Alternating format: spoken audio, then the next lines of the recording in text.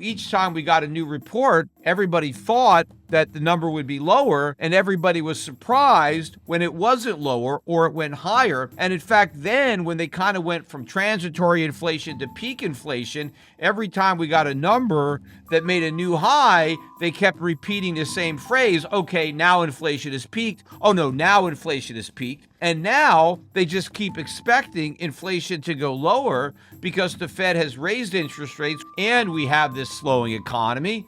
And so everybody expects lower inflation, yet every month investors are surprised by higher than expected inflation. This high inflation is not going to go away. It's not going to go away anytime soon. In fact, it's not going to go away anytime in this decade. We have a lot of inflation in the pipeline, and we have yet to really begun to deal with it. Most people think that we're only suffering from the monetary policy mistakes made after COVID. And if the Fed had simply started hiking rates sooner and stopped doing QE sooner, we wouldn't be experiencing all this inflation. No, we would be experiencing all this inflation because the mistakes started decades before. We are paying the price for monetary policy mistakes going back into the early 1990s or even late 1980s. It's not simply the mistakes that were made after 2020. It was all the mistakes that were made prior to 2020. But another reason that inflation is not going to go away is because we still have negative real interest rates. Despite the tightening, we still have stimulative monetary policy.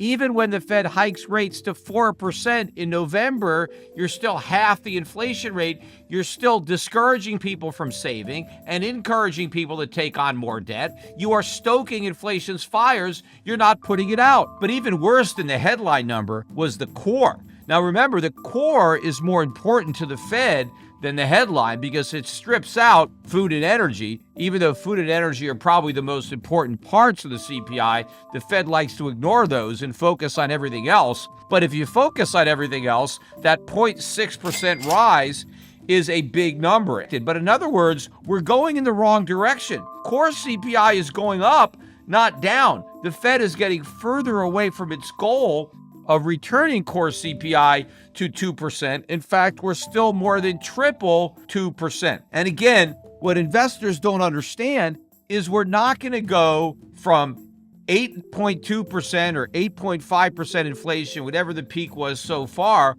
all the way back down to 2% so easy. It's going to take a long time for inflation to return to 2%. Again, I doubt it's going to return to 2% anytime during this decade. One piece of news that did come out this week was Pepsi, which reported its earnings, but also revealed that it has increased its prices by 17% year over year.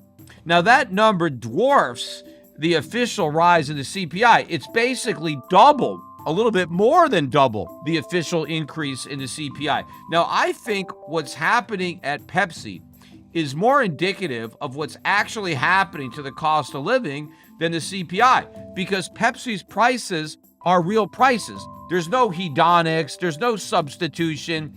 They are what they are. And they've raised prices by 17%.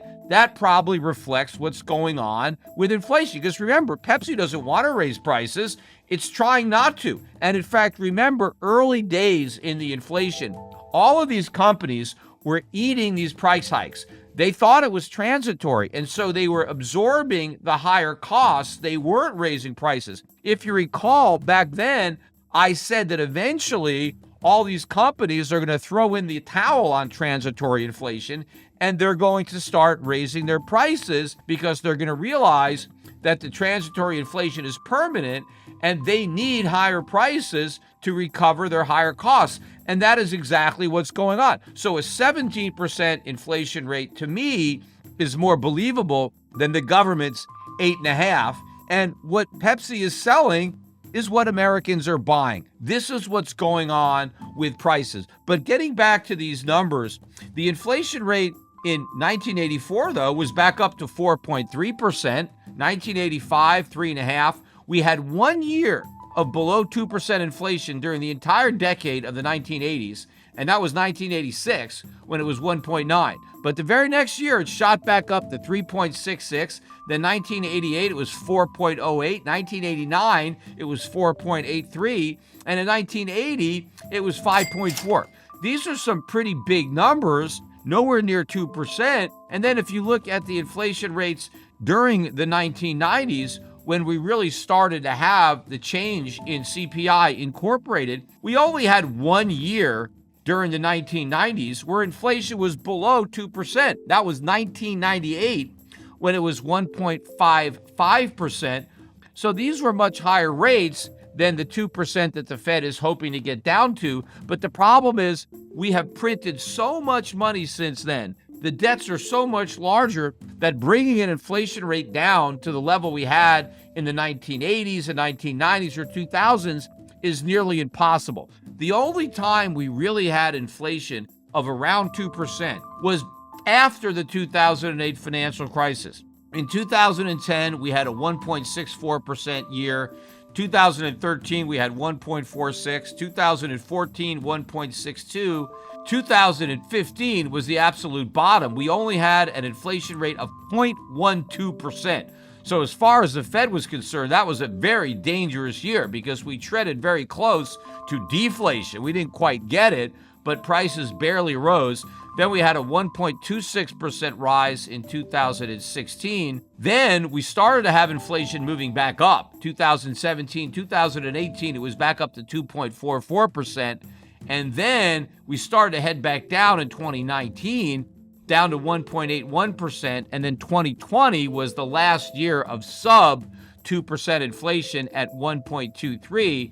And then it really started to shoot up in 2021 at 4.7. But my point is, we're not going down to 2%. The aberration was the inflation of 2% or less that we got following the 2008 financial crisis, but before the COVID crisis. But now what we're going to have is a lot of high inflation to make up for all those years of low inflation. It's a reversion to the mean, except we're really not going to revert to the mean. We're going to revert to something much higher than the mean because of massive and unprecedented money printing that has gone on, not just since COVID, but before COVID. Look at what's happened to the Fed's balance sheet. It's gone from under $1 trillion before the 2008 financial crisis to almost $9 trillion post-COVID. And look how many years the Fed was flooding the economy with near free money. And the financial bubbles that have been inflated dwarf anything that had been inflated prior to this time period. So this has been unprecedented monetary inflation, and it's going to be an unprecedented increase in consumer prices that Americans are going to deal with. Look at our trade deficits. Look at our budget deficits. The twin deficits have never been this big, and they are major drivers of inflation. So this idea that inflation is going to come down is completely wrong. The question is, when are the markets going to come to terms with this reality? Because so far, they're living in fantasy land. Because once again, when we got this hotter than expected inflation number, the immediate reaction was a rise in the dollar and a sell-off in gold. And the same action was repeated on Friday. More dollar strength, more gold weakness. Why? Higher inflation is bad for the dollar by definition. It means the dollar is losing value. It's losing more value than you thought. So if something is losing value faster than you thought, why would you want to buy it even more? The same thing with gold. Inflation is going up, not down. Gold is an inflation hedge. You buy gold when there's inflation. Well, we got more inflation than the markets expected, yet everybody dumped gold. Again, it's the same reason. Every time we get hotter than expected inflation, instead of the markets coming to terms with the reality that the Fed is losing its inflation fight, the markets just believe that the Fed is now going to have to fight even harder to win. But nobody doubts that the Fed will win. And nobody doubts that the Fed will fight as hard as they have to win. And so since they believe that the Fed has to fight harder, they want to buy the dollar and sell gold because fighting harder means even higher interest rates.